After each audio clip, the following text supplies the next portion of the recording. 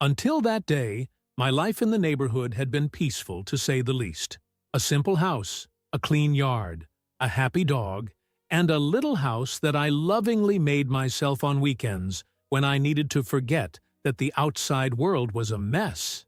It was no big deal, just repurposed wood, a sloping roof, light blue paint, and a pot always full of food. Simple, just like my dog, and our peace of mind too, until the woman appeared.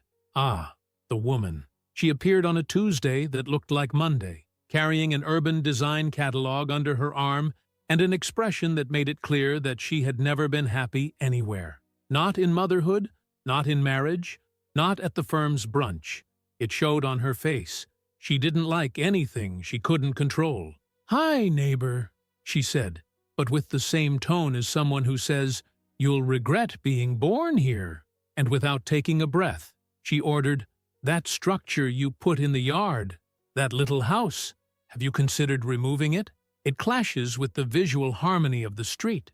At first I thought it was a prank, or that maybe she was trying to be funny in the most bizarre way possible. But no, the woman was really concerned about the aesthetic harmony of a street where there's a jacked-up car in front of Rodrigo's house, which has never had its rear tire changed. A facade painted with promotional paint that has become a legend in the neighborhood, and a makeshift chicken coop 3 houses down from mine.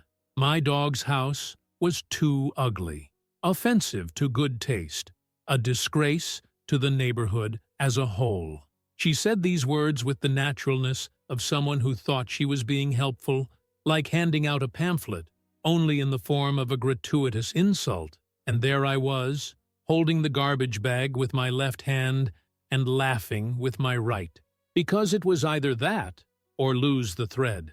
The woman really believed she was making an artistic intervention for the sake of collective beauty. I gave her that smile we use when we want to say, "Go take care of your life, my child," but in silence. And I walked back home, but she didn't stop.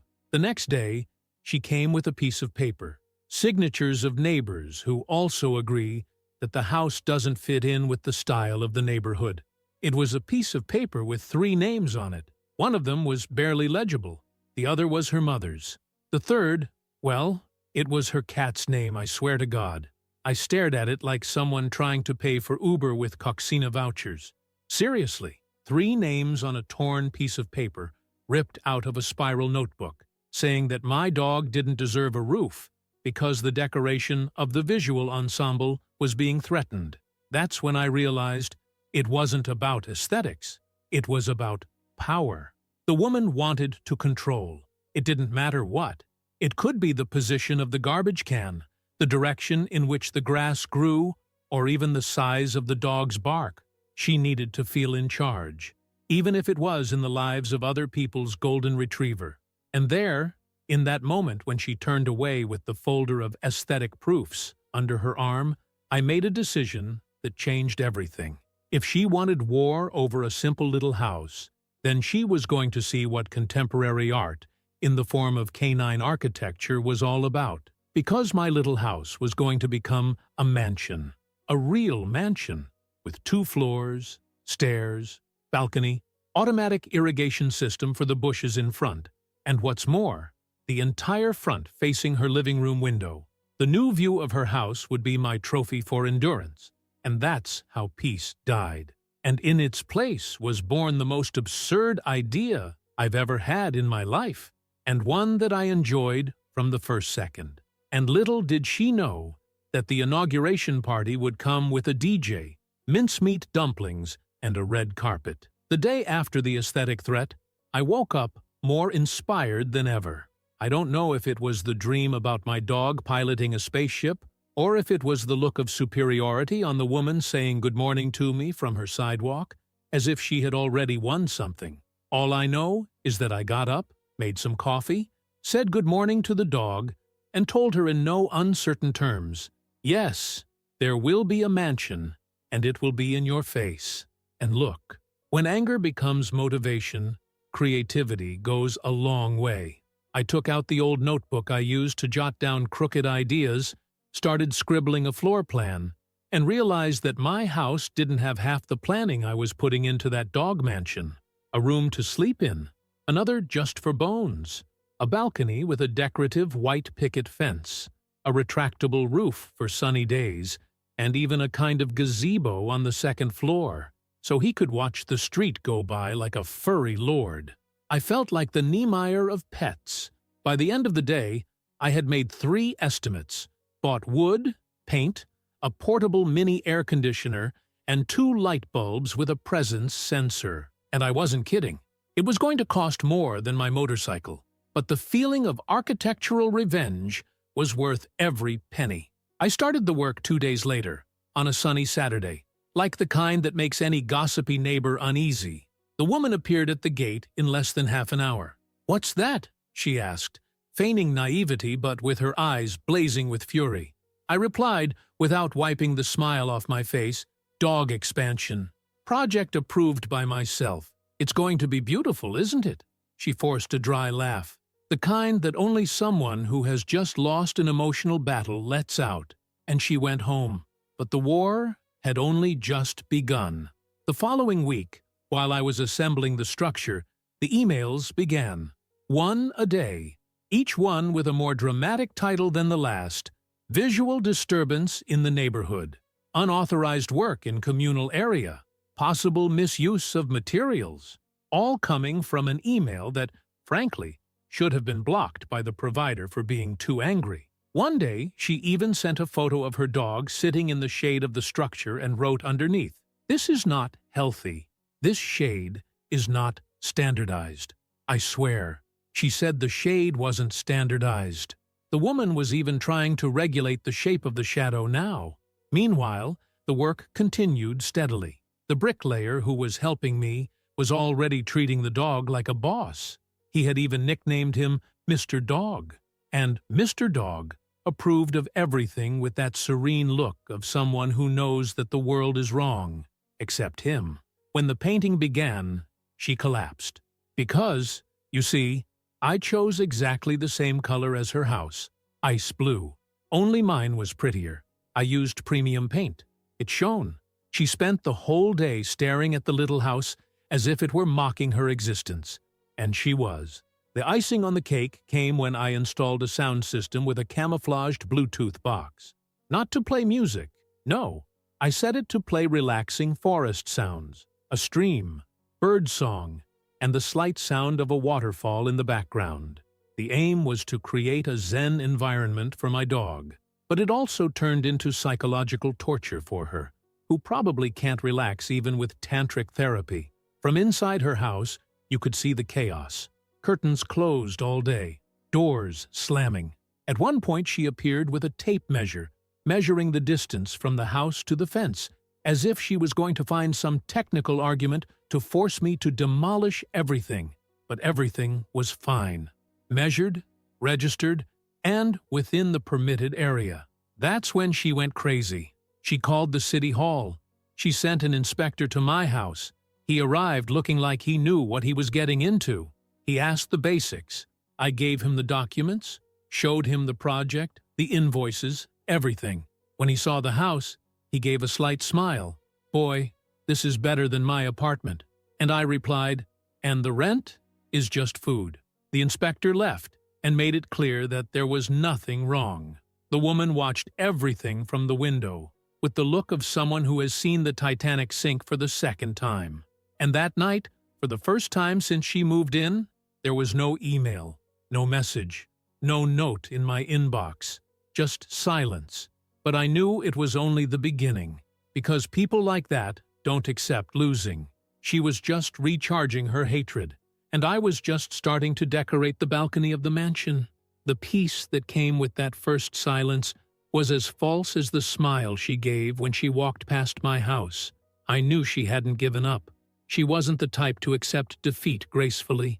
She was the type who swallows her grief with venom and plans revenge in the most aggressive way possible. The little house was ready. The dog slept inside as if he'd been promoted from mongrel to CEO of a snack company. And every day, I made a point of opening the mansion's small window, arranging the cushions, putting the fan on breeze mode, and filling the feeder with soap opera whimsy, all very slowly, to give her time to see. She didn't speak to me anymore, which was fine, but now she was acting behind the scenes. It started with hints disguised as posts in the residents group. Some neighbors think they can turn their houses into tasteless theme parks. There was even a little artwork with an image of a giant doghouse, all distorted, looking like it came out of a children's horror movie. But nobody cared. In fact, half the neighborhood thought it was funny, and the other half were asking if I took orders. One neighbor asked if I could make a duplex cat house with a balcony. I laughed, but I saved the printout. It might turn into a business. It was when she realized that she was losing even the hearing that she went crazy. One Tuesday morning, I received a visit from a gentleman in a suit, his hair done up with gel and a leather briefcase in his hand. "I'm a lawyer. I represent the Residents Association," he said, without even saying good morning. Then he said, "We've received a report of substandard construction, and we're asking you to remove the structure immediately, at the risk of a fine." I took a deep breath, gave a little smile like someone who already knows the script, and asked, "This Residents Association, is it real? Or is it an idea that came out of my neighbor's head and got a fictitious CNPJ?" He looked as if he'd been taken by surprise, but tried to maintain his pose. "We're a legitimate organization. We're registered, and we're concerned about the visual well-being of the community." Visual well-being. This expression has become my favorite. Like when you're in a restaurant and someone complains about the waiter's clothes, saying that the atmosphere has lost its aesthetic appeal. The woman really was trying to turn the neighborhood into a showroom. I asked for the documents. He didn't have any. He said he would send them by email. The email never arrived. The next day, I received another message, but this time it wasn't a threat. It was an invitation. Yes, an invitation. The woman had organized a meeting to discuss community visual improvements. Translation: a meeting to expose me. I went. I went because I can't resist a circus, especially when I know that the clown is the one organizing everything. I arrived at the neighborhood church hall, where she had scheduled the event, wearing a t-shirt that read "Canine Revolutionary Architecture since 2024. And I took my dog, of course, with a new collar and bow tie. There were about 20 people in the room. The air conditioning was off. The tension could be cut with a plastic knife. She climbed up onto the small makeshift stage, took the microphone with the manner of an elementary school teacher at the end of her career, and began her talk. "We're here because we all deserve to live in a visually pleasing, harmonious, respectable environment. But unfortunately, some structures are affecting this harmony." She didn't even disguise it. She put a photo of the canine mansion on the big screen, only it was taken at a horrible angle, like from below, with the sun hitting the lens. It looked like a medieval fortress made of pallets. The audience fell silent. I laughed out loud. The dog barked. She pretended to ignore it. And then came the climax. She showed a graph, supposedly showing the fall in the street's real estate value since the little house was built. I don't know where she got that from. Maybe from an online data manipulation course. All I know is that she was pointing at the numbers as if she were on the Journal National. That's when I understood. She was trying to convince everyone that the problem wasn't just aesthetic, but economic. That my dog had the power to devalue real estate.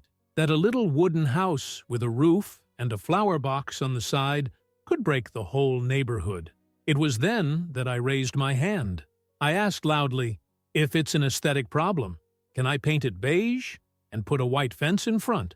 The room laughed. Even the sound guy coughed to disguise his laughter. She froze. She blinked twice, changed the subject, and she ended the meeting with an emotional speech about good visual practices and respect for the moral guidelines of the neighborhood. I left with my dog wagging its tail and the feeling of mission accomplished. The woman had lost her mind and control, but I knew her desperation would pay off. And in fact, the best was yet to come. I thought that after that fiasco of a meeting, the woman would retreat into her insignificance, perhaps spend a few days reading self-help books, or redecorating her soul with less frustration. But no, the silence was just the interval between one attack and the next. She disappeared for a few days, and I innocently thought it was over. No, it wasn't. It was just a breather before the storm of shame that was about to hit. Out of the blue, a letter arrived. Letterhead: Department of Urban Planning and Aesthetic Control. I swear, aesthetic control. She invented a department, officially, a business that until then had only existed in her head. It was like a report card for the decoration dictatorship. The content? An informal summons requesting an architectural review of the canine mansion at the risk of administrative sanctions. No stamp, no official signature, just a name in Arial 12 font. Volunteer Neighborhood Aesthetics Supervisor. She had appointed herself something. She had invested herself with moral, legal, and decorative authority, and sent a notice as if it were real. I wanted to frame it and hang it next to the dog's bed. Conceptual art. But I decided to ignore it. I didn't reply. I didn't talk to anyone. I just carried on looking after the little house as if it were a sacred extension of my yard. I even put up a new curtain, floral fabric, with lace. My grandmother would have loved it. My dog looks like he lives in a Swiss chalet. And of course, I added a little bell that rings when he comes in, just to give it that touch of tacky elegance that she would hate so much. Then came the final attack. She hired a landscaping service. Not for her house, for the wall between our houses. In less than 2 days, they erected a living wall of vines, bamboo, and some kind of poisonous plant. Everything was so high that you could hide an airplane behind it. The woman built a barrier of leaves so she wouldn't have to look at the dog's mansion. A green wall of resentment. And I was ecstatic. It was confirmation that she had lost, that the mere existence of the little house had become her emotional Everest, that the dog had won, with his little collar and orthopedic pillows. The following week, the neighborhood decided to organize a charity event to raise money for the city's animal shelter. They asked me to open my yard to be part of the pet-friendly route. Of course, I accepted. The little house became the main attraction. There were queues to take photos, children posing with the dog on the balcony, old people asking where they could buy that kind of roof. The woman watched from afar, through the gap in the gate, with an expression that mixed impotence, anger, and a slight touch of emotional reflux. She lost the neighborhood. She lost the narrative. She even lost the natural air conditioning that came from my side of the fence. And what about me? I gained a surreal story to tell. My dog became a legend. The little house became a tourist attraction. And the woman, well, she's still there, trying to control the uncontrollable. Maybe now she's making a spreadsheet with the level of visual harmony of each garden in the street. Or denouncing the birds that sing out of tune. Who knows? The only thing I know is that every time the dog lies down on the balcony of the mansion, crosses his paws and yawns while looking at her house, I hear, from deep inside, the subtle sound of someone else's defeat, mixed with the sound of the little bell on the door of the house. End of story. For me, yes. For her, probably not. But then, it's no longer my problem. Best of all, the dog doesn't even know he's won a war. All he knows is that his bed has 2 floors, a balcony, and a view of the neighbor's outbreak. And that, in the end, living well is the best form of torture. And if you liked it, don't forget to leave your comment and your like below.